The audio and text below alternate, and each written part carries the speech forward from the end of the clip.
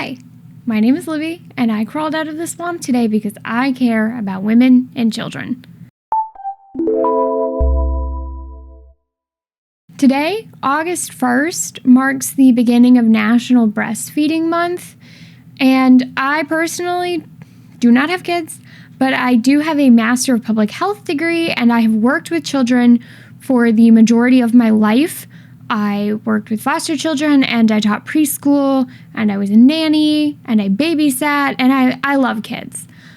And I have a soft spot for those little dudes. So today we will be discussing a conversation that is at the forefront of all parenting discussions, which is breast is best. Choosing whether to breastfeed or formula feed is one of the biggest and most difficult decisions that new parents face, and it is one that, unfortunately, comes with a lot of judgment no matter what you decide. While health experts agree that breast milk is the best nutritional choice for babies, breastfeeding isn't always possible or practical for new families. The decision to breastfeed or feed formula should be informed by comfort level, lifestyle choices, medical needs, and preference. New families should never be made to feel ashamed for choosing to feed in the method that works best for them. This video examines the pros and cons of breastfeeding, as well as some of the realities that impact the choices of new parents. Before we can understand the benefits of breastfeeding, we need to understand what a protective factor is. When healthcare professionals say something like breastfeeding prevents cancer, they are telling you that breastfeeding is a protective factor against certain forms of cancer. Because remember, there's hundreds and hundreds of cancers. So a protective factor is a behavior or characteristic associated with a lower likelihood of experiencing a negative outcome. So this means that this is something that reduces your risk of experiencing a negative outcome. Breastfeeding is a protective factor against many forms of cancer that primarily impact women, such as breast cancer, cervical cancer, and uterine cancers, and we'll talk more about that later. In the same way that a protective factor reduces your likelihood of a negative outcome, in this example, some form of cancer, a risk factor is a behavior or characteristic that increases your risk of a negative outcome, or increases your likelihood, I should say, of a negative outcome. Every single person has a combination of protective and risk factors at all levels, meaning that as an individual and within your social circle and within your community, there is a combination of protective and risk factors.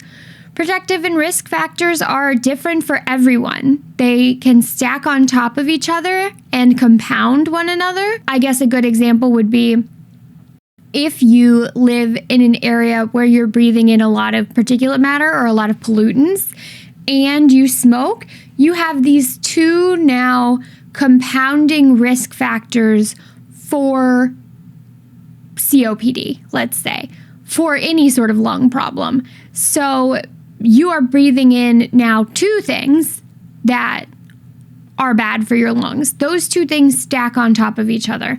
So you have the risk factor of smoking, and then on top of that, additional to it, you have the risk factor of living in a polluted area. Protective and risk factors can also cancel each other out. So you could smoke, but you could live in an area with beautiful, clean air out in the middle of nowhere, like in the mountains.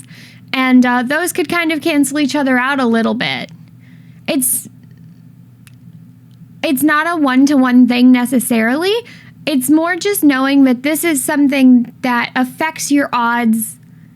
It can affect the odds of you experiencing something. Really, what's important to understand here is that a protective factor does not guarantee that you will not experience a negative outcome. And a risk factor does not guarantee that you will experience a negative outcome. Think of a protective factor like a home security system. Seeing an ADT sign in your lawn is likely to deter burglars, but it's not a 100% sure thing. In honor of National Breastfeeding Month, let's start off with the benefits of breastfeeding. Many of these benefits extend to both breastfeeding from the tap, as I call it, or pumping breast milk and feeding from a bottle. Breastfeeding is a protective factor against a lot of negative outcomes. Breastfeeding can protect your infant against infection and hospitalizations by passing antibodies, which are your germ-fighting guys, from mother to baby through the breast milk. This is part of why some vaccines are recommended while you are pregnant or while you are nursing. This can also reduce the severity of an infection for your baby if they happen to contract one, which is also good. Not as good as not getting one, but better than getting one and it's worse. Eloquently put. Breastfeeding is also considered a protective factor against many other negative outcomes like allergies, asthma, diabetes, obesity, and sudden infant death syndrome, or SIDS. Remember, a protective factor means that this can lower your risk of experiencing one of these issues. Not breastfeeding does not mean that your baby is at a higher risk of developing these issues. But something that's really important to understand, a lack of a protective factor is not an inherent risk factor. Breast milk is also easier to digest than formula is normally for infants. Breastfed infants are found to have less difficulty with digestion than infants who are fed formula. Breastfed infants are less likely to have diarrhea or constipation than their formula-fed counterparts. Infant formula is completely safe, highly regulated by the FDA. I do wish that that held more weight than it currently does, but unfortunately it doesn't, and contains all of the necessary nutrients for a growing baby's nutritional needs. However, the manufacturing process cannot perfectly replicate a natural substance. This is true for all things, not just formula versus breast milk. The next benefit is that breast milk comes out of your boobs for free. A can of Similac infant formula comes out to about $49.99. I don't know why I said about. That's the exact price on the app. For 32 ounces of powder at my local Target. That adds up pretty quick. I wish I could tell you how much formula one can yields, but Similac did not have listed the amount of scoops per can anywhere that I could find. In my research, I saw anecdotally from moms who exclusively fed formula that they spent an average of about $100 a month on formula, which is a lot of money. Breastfed babies are also, statistically speaking, less likely to become sick. Therefore, you have less doctor's visits and associated expenses from doctor's visits like co-pays, taking time off of work, paying to park, prescriptions, etc. Next is that breastfeeding is considered by many to be more convenient than feeding formula. Your boobs are attached to you. Don't think about it too hard or you will freak yourself out. So as long as your baby is with you, you have the ability to feed your baby, in theory. We'll get more into that one later. Breastfeeding also promotes a strong parent-child bond between the nursing parent and the infant. It provides a great opportunity for skin-to-skin contact, and skin-to-skin contact produces oxytocin, or the love hormone, in both the infant and the parent. So you're holding your baby up close to your chest and you're nursing and you're getting all of these like, oh my God, I love you hormones. And then the baby is nursing. He's happy because he gets to eat. And then also he's getting those same hormones through his brain. This hormone, the oxytocin rush, is why you experience a little like woo when you cuddle with your partner or when you hug one of your friends. Like it's good. Physical touch is good for humans. We are very social creatures. Lastly, in addition to all of the benefits of breastfeeding for the infant, there are benefits for the mom too. Breastfeeding is a protective factor, like I said, against many female reproductive cancers like breast cancer, uterine cancer, and ovarian cancer. Breastfeeding burns a lot of calories and can help your uterus shrink back to its original size or whatever size it's going to be in there now faster. Both of these things can help you return to your pre-baby body faster, which many women says helps them go back to feeling like themselves again. So it's not necessarily that you need to bounce back, because you don't. You can stay however you want to be. But a lot of people say that the transition from pregnancy to parenting is easier if you start feeling like yourself again sooner. Many new parents also say that nursing helped them to establish confidence in their ability to be a solid caregiver and to nurture their baby. So, we have all of these benefits of breast milk and benefits of breastfeeding. However, when you hear all of the great benefits that breastfeeding can have for your baby, it's easy to assume that it is the perfect solution, will come very easily to you, and that this is the be-all, end-all of parenting. But that's not necessarily true. Sure, breastfeeding is a protective factor against many negative outcomes, but that does not mean that not breastfeeding is a risk factor for these negative outcomes. When I was doing my research for this video, I was very interested to learn that breastfeeding is considered to be a protective factor against allergies, asthma, diabetes, obesity, and SIDS specifically. And we'll get more into why that jumped out at me in a little bit. But right now, the key takeaway is that the inability or unwillingness to breastfeed does not inherently raise your child's risk of developing a negative condition. Now, breast milk is typically easier on an infant's stomach than formula. However, that statement should come with a big caveat because that is not always the case. Yes, breast milk is kind of nutritionally perfect and easily digestible for a full-term healthy baby with no allergies or sensitivities, but that's not every baby. Infants who are born early or underweight might need specialty formula to help them gain weight faster.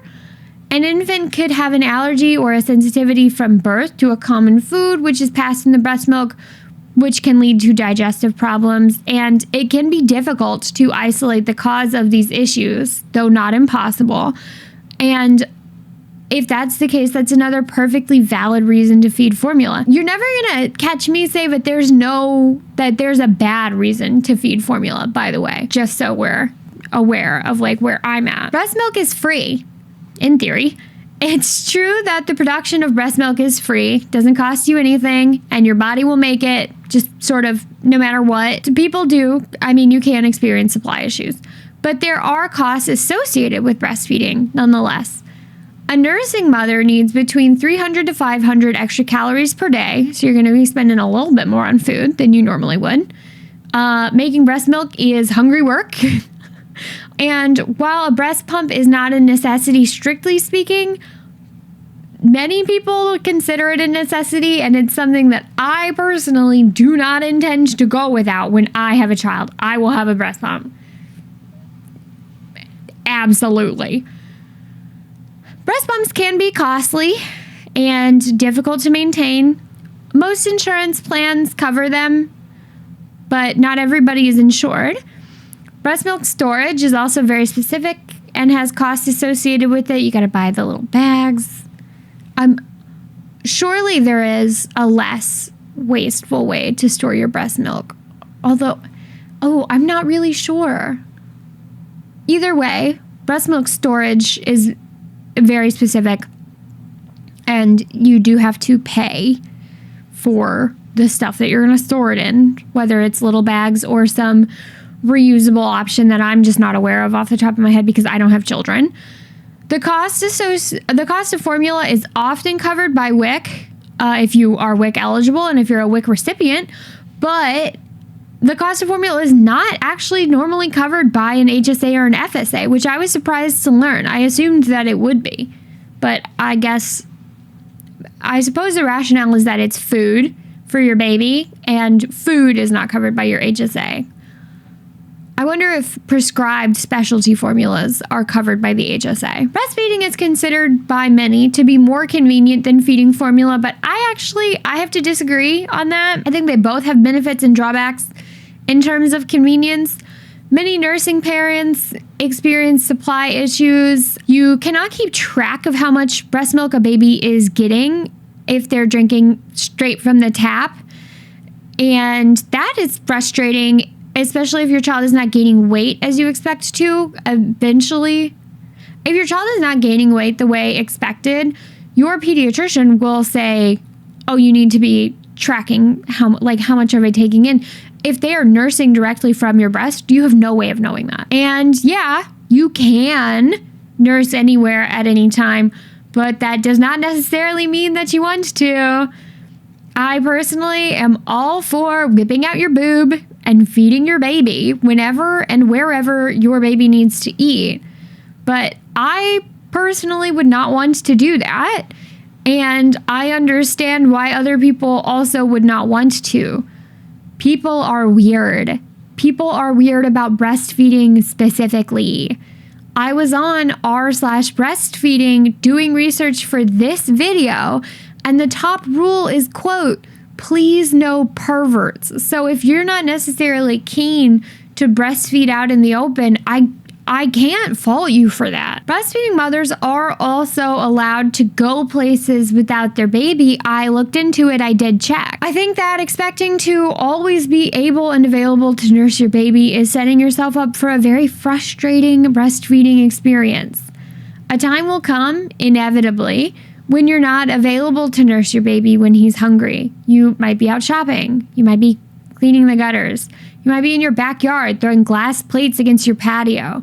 You could be suffering under an economic system that doesn't care about women and children and forces new moms to go back to work within weeks or even days of giving birth. In all of these situations, formula comes in very handy. Also, breast milk has to be stored at refrigeration temperatures within 4 hours of expression, which is coming out of your boob. Pumping, I suppose. And then, or you can manually express your breasts. So I'm going to stick with expression. And then in the refrigerator, it's really only good for 4 days. After that, or before that, you need to, if you intend to keep it longer than that, you need to freeze it. Well, you don't necessarily need to warm refrigerated breast milk. Many people do, because once a baby is used to getting nice warm milk straight from the tap, if you feed them cold milk from the fridge, they will get pissed off at you.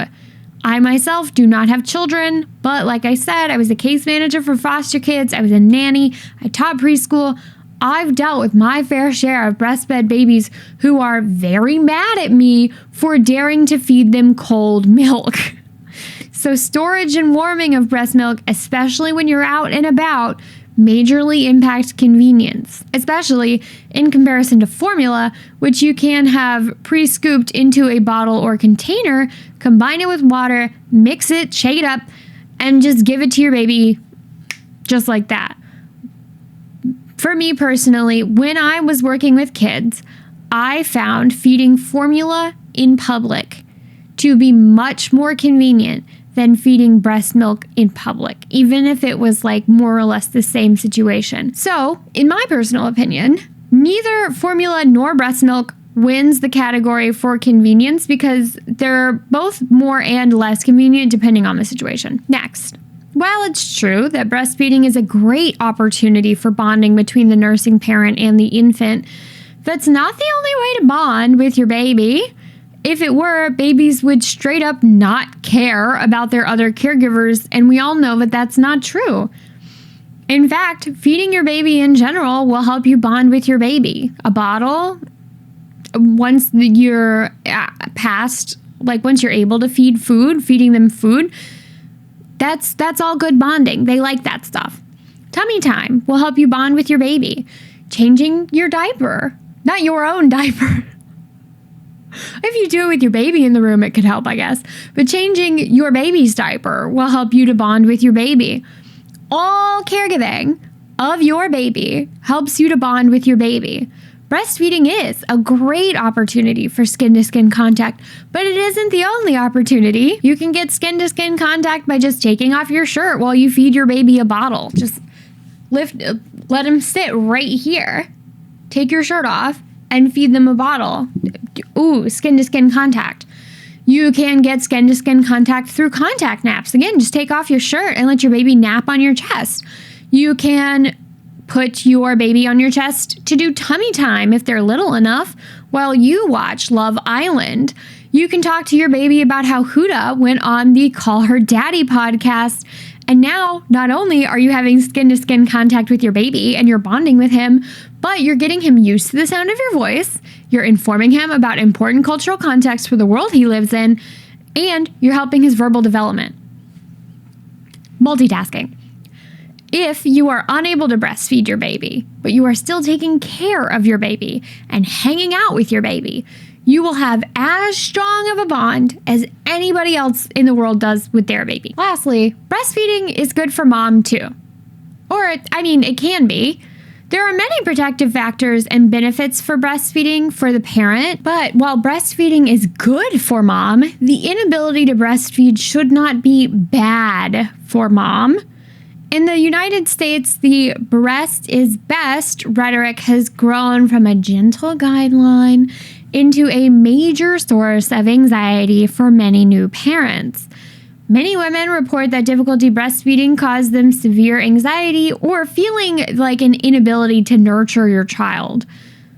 Feeling like you have, I should say, an inability to nurture your child. There is a relationship between breastfeeding and postpartum mood disorders, particularly postpartum depression, but that link is not clearly defined yet. We know that breastfeeding is a protective factor against postpartum depression, but I think that the pressure to breastfeed puts a lot of stress on new parents, and that if you're having difficulty doing it, that is a contributing factor to any postpartum mood disorder that you might be experiencing, such as postpartum depression. And I'm not like some genius throwing out ideas here. This is a prevalent theory that I agree with. I think that it makes perfect sense that if you are really falling over yourself, you're trying to breastfeed and you're having trouble and you're putting so much pressure on yourself, of course it impacts your mood. Of course it does. It's also true that breastfeeding is a protective factor against many female reproductive cancers, but so is pregnancy in general, actually.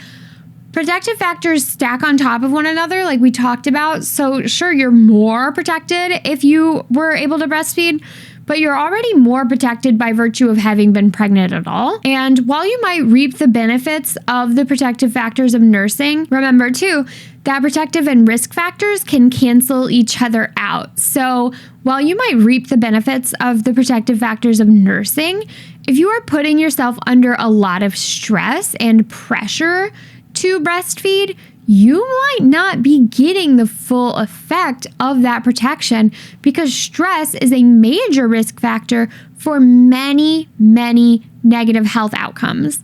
Risk and protective factors, like I said, can stack, cancel each other out, or compound on each other. So keep in mind what electing to participate in a behavior that results in a protective factor does to your mental health and your quality of life in other ways. Also, in addition to what we just sort of discussed, breastfeeding does come with its own unique challenges, which I'll get into here. First of all, breastfeeding can be uncomfortable, especially if you're a first-time parent. It might feel weird. It is a completely new sensation. And if you think about it, someone you just met is sucking on your boobs. So I can see how that would trip someone out. You went your whole life with them just being boobs, and now they're food for someone, and there's an adjustment period there, I'm sure.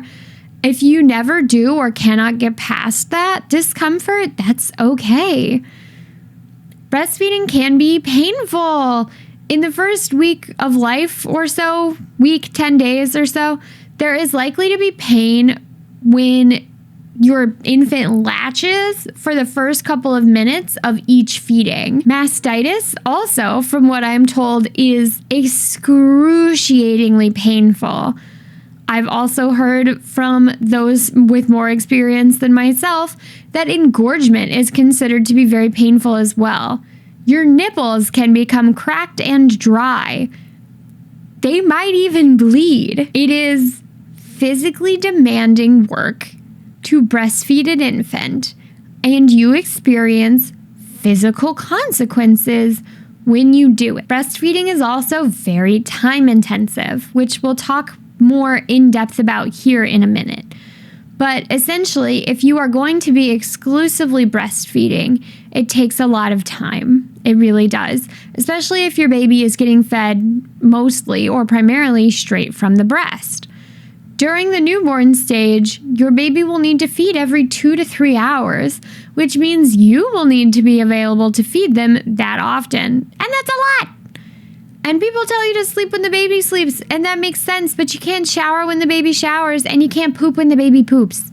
Like, it is a real loss of your autonomy for a little bit. Breastfeeding in the newborn stage, I feel. Especially if you are determined to not use bottles and exclusively from the breast breastfeed. When you are pregnant, the list of foods you can't or should not eat is astronomically long. And while a lot of those guidelines and restrictions ease up after you give birth, if you choose to breastfeed, some of them remain. You still need to be mindful of what you're eating and try to get as complete nutrition as you can, even though you can make breast milk out of kind of just whatever. Breastfeeding parents are really not supposed to eat raw fish sushi still due to concerns with mercury in the breast milk. That would be tough for me. Raw fish, quite literally, ahi tuna is my favorite food in the entire world, and I would eat it every day if I could. And I used to eat ahi tuna, raw ahi tuna, like 3-ish times a week, and I've chilled out considerably because I'm planning on becoming a parent in the next few years, and it does like accumulate. But I love sushi. So the idea of not being able to eat sushi for 10 months and then you're breastfeeding and they're like, you still can't eat sushi, I would be pretty upset. Breastfeeding parents still need to wait at least 2 hours after a single alcoholic drink to nurse to ensure that your baby does not receive alcohol passed to him through your breast milk. That's not a huge deal for one drink, in my opinion. But if you go out and you have 3 drinks, now you have to wait 6 hours for your breast milk to be usable. Anything that you pump in that time cannot be fed to your baby. But a lot of people will keep it for like breast milk baths and stuff like that. Breast milk is worth its weight in gold. It is a valuable substance. So I also would not get rid of it. I also would store it in the freezer until I find a good use for it. Your caffeine consumption needs to be limited when you are breastfeeding because your baby can receive caffeine through your breast milk. And the last thing that you want is a caffeinated newborn, really. If you were someone who didn't enjoy having so many things you could not do while you were pregnant, breastfeeding continues some of that for the duration of breastfeeding, and I could see how that would be frustrating. Many medications and medical conditions are contraindications for breastfeeding. A contraindication is the fancy medical term for something that indicates that you should not take a particular course of action. My best example here is that being drunk is a contraindication to driving. If you are drunk, you do not drive. Contraindication. In the United States, we do not recommend HIV-positive parents breastfeed because there is a chance that the virus can be transmitted through breast milk. The chance, particularly with people who are compliant with their HIV medications and are taking them the way that they're supposed to, is very small. However, it's not a necessary chance to take, so because we do have other options like formula, so it is one that is discouraged, breastfeeding with HIV. HIV is one example, but is not the only pathogen that can be passed through breast milk. A pathogen, by the way, is the term given to the thing that causes a disease, like a virus, a parasite, or a bacteria. So the same way that your germ-fighting guys, your antibodies, can be passed to your baby through your breast milk, your germs can be passed to your baby through your breast milk as well. Also, some medications, for example, many antipsychotics, are not safe in breastfeeding, but are essential for the health of the parent. Chemotherapy is not safe in breastfeeding, but is essential for the health of the parent. Past surgeries like breast reduction can impact your breast function and the ability to nurse. These are all normal, morally neutral things that don't impact anyone's ability to be a good parent. They just mean that your child needs to be fed formula, and that's okay. So far, I've talked a lot about how breast milk is good. It is the best option for your baby.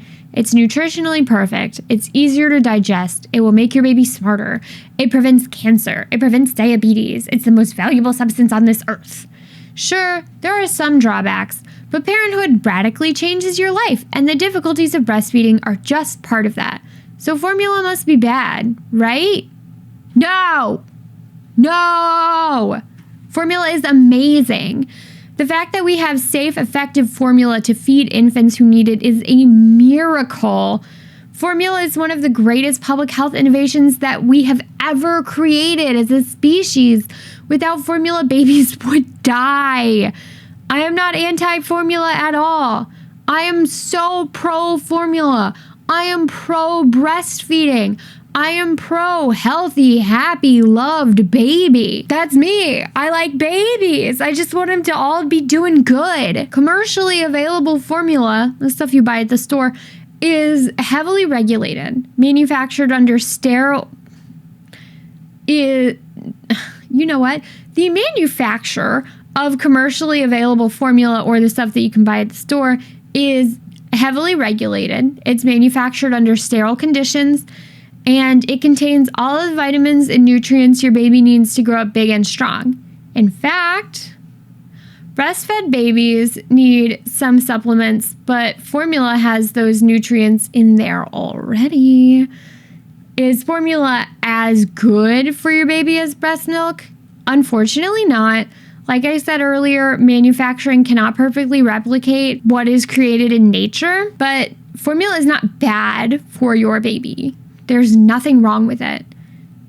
In fact, formula has a few benefits of its own, like convenience. With formula, anyone can feed your baby as long as they have the formula, the water, and the bottle. This is true for pumped milk, but formula doesn't have to be refrigerated until it is mixed, and pumped milk must be kept cold. Formula can also be made with sink water in most parts of the United States per the CDC. So that makes things easier. Women who are feeding formula are free to eat and drink as they please. Please do so responsibly though, Queen. And they can continue their medications as needed without worrying about their baby's health or development. Lastly, in defense of formula, you might not have a choice. In the United States, we do not have guaranteed paid maternity leave. A lot of women have to return to work within weeks or even days of giving birth. This kind of makes me emotional. I once went to a Waffle House in Tallahassee when I was a student at the Florida State University, and my waitress was a very sweet girl who was probably about my age at the time. I was 20. And I overheard her talking to a coworker about her baby, saying that her baby was doing well and that she was really enjoying being his mom and that she missed him terribly while she was at work. And I heard the coworker ask my waitress how long it had been since she had the baby. And my waitress said it had been 10 days. Her baby was 10 days old, and she was working an 8-hour shift on her feet as a waitress at the Waffle House on Tennessee Street in Tallahassee, which, if you've ever been to the Waffle House on Tennessee Street in Tallahassee, you'd know is no place for an infant. I'm sure that girl wanted to nurse her baby. She loved her baby, but the economic realities of her situation prevented it, which leads me to our next point. Breastfeeding is a privilege. The ability to nurse your child is a privilege, especially in the United States. Anywhere, really, unfortunately. As I just discussed, the economic realities of many new parents force them to go back to work within weeks or days of having a baby. In the United States, we are guaranteed 12 weeks of unpaid leave if you have a baby or if your partner has a baby. If you're not the baby haver, but the other participant in the baby making, I guess I should say. I'm trying to be gender neutral. It's only if you work at a company with more than 50 employees is that guaranteed to you. And you need to work there for at least 20 hours a week. And you need to work there for a year. And that doesn't mean that they pay you, because this is unpaid leave. So this just means that they'll hold your job there for you until you get back. This is the only guaranteed maternity or paternity leave that we have in the United States. There are a few additional things, like if your employer offers temporary disability leave for people who are too injured to work, that has to include maternity leave as well. Obamacare made it mandatory that your employee-sponsored health insurance had to cover your maternity care. Before that, it was optional. And I think Obamacare got passed in his, I was 12 when he got elected. Before that, your boss, your employer did not have to help you or did not have to purchase a health insurance plan that covered that. They did not have to do that. There is a handful of states with paid maternity leave, and these states are Maryland, Washington State, California, Oregon, Delaware, Maine, New York, Colorado, Connecticut, Massachusetts, Rhode Island, New Jersey, and Washington, D.C., which is not a state, but it should be. I live in Pennsylvania. We do not have additional protections for pregnant people and families here, even though many of our neighboring states do. And this is such a recurring thing in Pennsylvania, where every other mid-Atlantic state has something and we don't have it, and it's really annoying. Why is there a lack of paid maternity leave? Well, ironically, a big part of it is that the manufacturers of baby formula, the people that I was just telling you make a safe product that you can trust and give to your baby, lobby against it. They lobby against maternity leave. In researching this video, I read a really interesting editorial that was published in The Lancet, which discussed how the manufacturers of infant formula use shady marketing strategies to prey on the fears of new parents at a really vulnerable time in their lives in order to amass incredible wealth and economic power. And then they use that economic power to influence and lobby against policies that would regulate their industry further, particularly in terms of their advertising practices, and for policies that leave breastfeeding support services under-resourced. In advertisements for formula, expected and normal development for a baby, like crying and waking up in the middle of the night, are portrayed as problems to be solved. And what is the solution? Give your baby formula. Now, your baby is a toddler and they won't eat anything except for Chick-fil-A sauce that he licks off of a chicken nugget. Big shout out to my nephew for that example. I love you, little dude, but that is so gross. Don't worry, though, because the formula that you fed him when he was a baby makes a toddler shake, conveniently labeled for his stage of life. They even come numbered, like diaper sizes.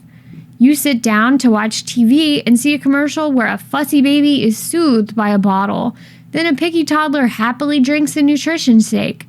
And then at the end of the commercial, you see a big, strong, healthy graduate. And who does this child have to thank for his success?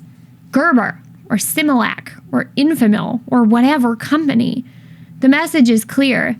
Feed your baby our product, which toddler shakes, by the way, are not FDA regulated the same way infant formula is. So you have a successful child. While researching this video, I literally watched an old commercial of a baby doing organic chemistry to advertise Gerber baby formula.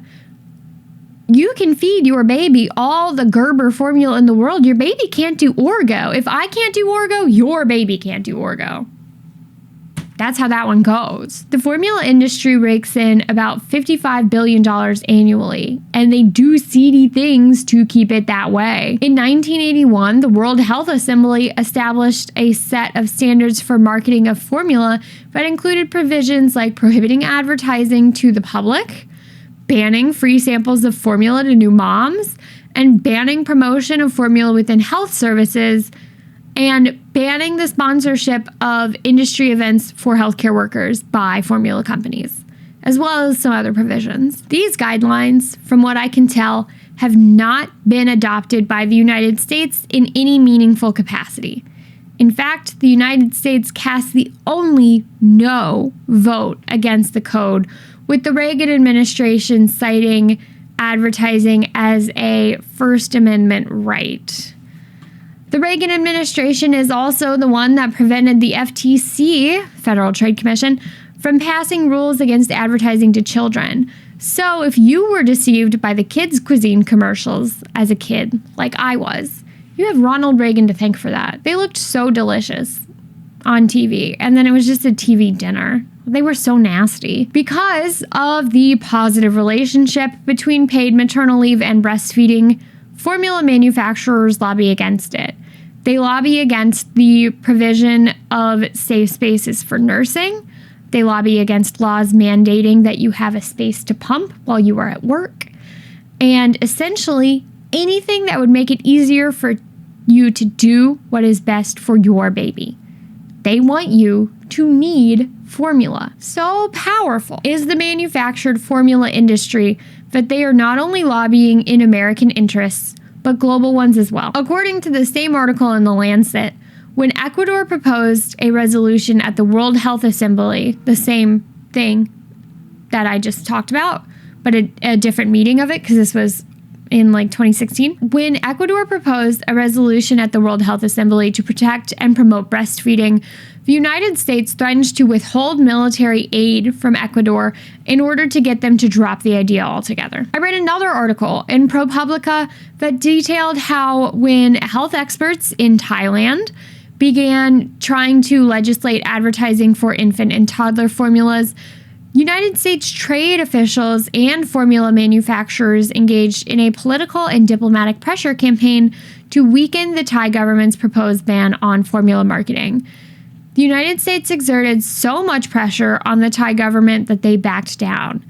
They banned the advertising of infant formula, but the advertising of toddler formulas and growing up drinks remained. Prior to this, Thailand had one of the lowest breastfeeding rates in the world. This happened in 2017, just for your reference. ProPublica's investigation found similar activities were underwent by United States officials in 17 different jurisdictions from the 70s until the publishing of that article. And those jurisdictions were Canada, Guatemala, Colombia, Ecuador, the entire European Union, Israel, Kenya, Mozambique, South Africa, China, Thailand, Malaysia, Singapore, Indonesia, Philippines, Vietnam, and Hong Kong. That's a lot. So, another thing that I find interesting is that you have breastfeeding as a protective factor against these other conditions, SIDS, diabetes, obesity, asthma, and allergies, right?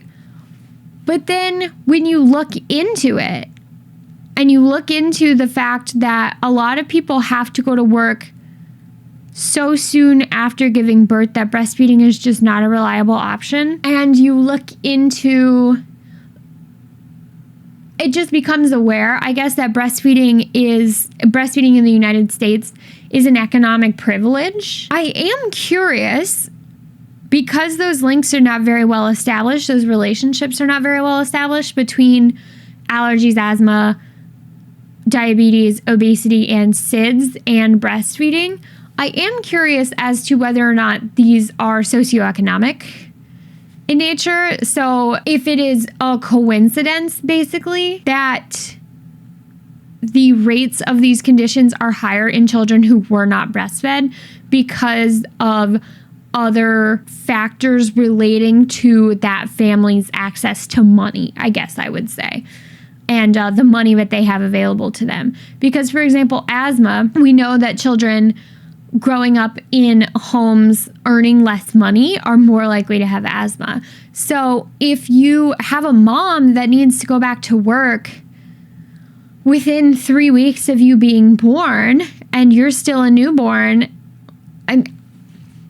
I was still a newborn, in my opinion. When my mom went back to work, my mom went back to work after 6 weeks. If you think about it like that, I don't necessarily believe that breastfeeding is the causative agent of those protective factors against those conditions. And it's not well established enough to know that there is a cause, that it is a causative link. We just know that there is a relationship.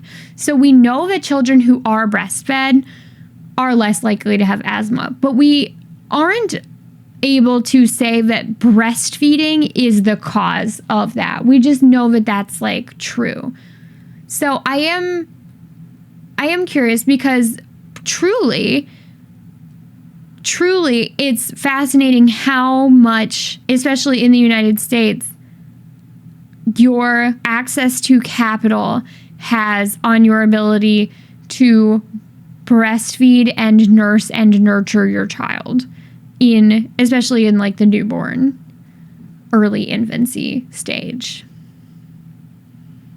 So that's why I mentioned it earlier, because that's my new theory. I don't think actually that breastfeeding, and I could be wrong, but I don't necessarily believe that breastfeeding is the cause of that diminished relationship. I think that the cause is that in the United States, wealthier people are more likely to be able to breastfeed exclusively, and these are conditions that are associated with having a lack of access to wealth in the United States. And so I believe that that is the cause of that relationship. I hope that that makes sense. So, in conclusion, is breast best?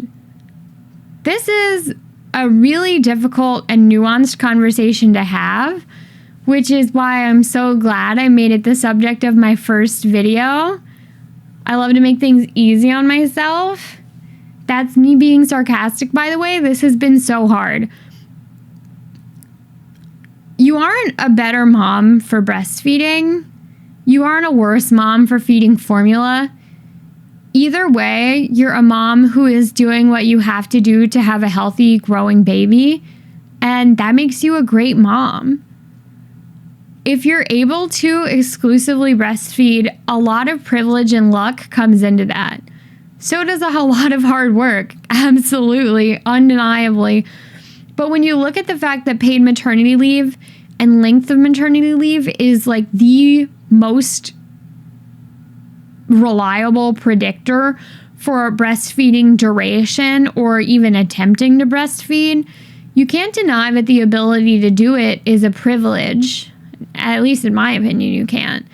The manufactured formula industry is waging a war on breastfeeding, and the best anyone can do is help their baby grow. That's all anyone in healthcare and public health wants, is a healthy baby.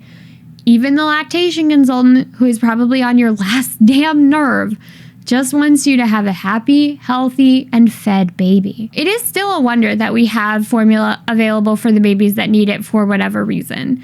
It's just a shame that we would need way less of it if we lived in a world that was not so dominated by lobbyists, the accumulation of capital, and selfishness. It's a shame that we don't live in a world that prioritizes the needs of children and the people who will inherit the earth from us. There is no perfect way to mother your child.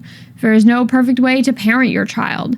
Children across history, across the country, across the globe are forced to make do with good enough, and that isn't their parents' fault, though we are usually quick to blame the parents. This is the fault of the societies that parents live in for failing to adequately protect the rights of infants and families. Breast is best, but who am I to judge for doing what needs to be done to care for your child? Ultimately, that's what a good parent is someone who makes what needs to happen for their child happen. And you can see on the screen, I have a little meme for you guys, because this is the absolute truth, which is that it does not matter if you breastfeed, it does not matter if you formula feed, eventually your child is going to be eating McDonald's French fries off the floor of a car. So you put all of this stress and all of this worry into breastfeeding versus formula feeding, and you are just like falling all over yourself trying to make sure that you do everything right. It does not matter, because in 10 months when your baby is crawling, they're going to find food on the floor and they are going to eat it. And you could vacuum every day and this would still happen. And that's just part of parenting. You just have to make your peace with the fact that babies eat food off the floor. They just do that. I don't like it either, but they do it. Another thing that I think is really important for every new parent to remember is that nobody can tell. Nobody can tell. Once your child is no longer on milk, you know, as their primary source of nutrition, once you have a toddler, nobody can tell. Nobody can tell if you breastfed or formula fed, and it doesn't matter. Nobody cares. It does not matter. It's fine. It's fine. It's literally fine. So I think I'm in an interesting situation as a public health person. I'm all for formula. I'm all for reducing the stigma around around formula use. I don't want anybody to feel bad ever for using formula. I just want the baby to eat. I just want the baby to grow up happy, healthy, and loved. But breastfeeding is the best. I just wish that it were easier. I wish that I could just make it easier. And I can through stuff like this. Oh, you thought I was going to be pessimistic. No, I'm feeling good. I'm feeling optimistic. Thank you so much if you've made it to the end of this video. I make conversational and casual videos on topics relating to the health of women and children every Friday. See you next week. Bye.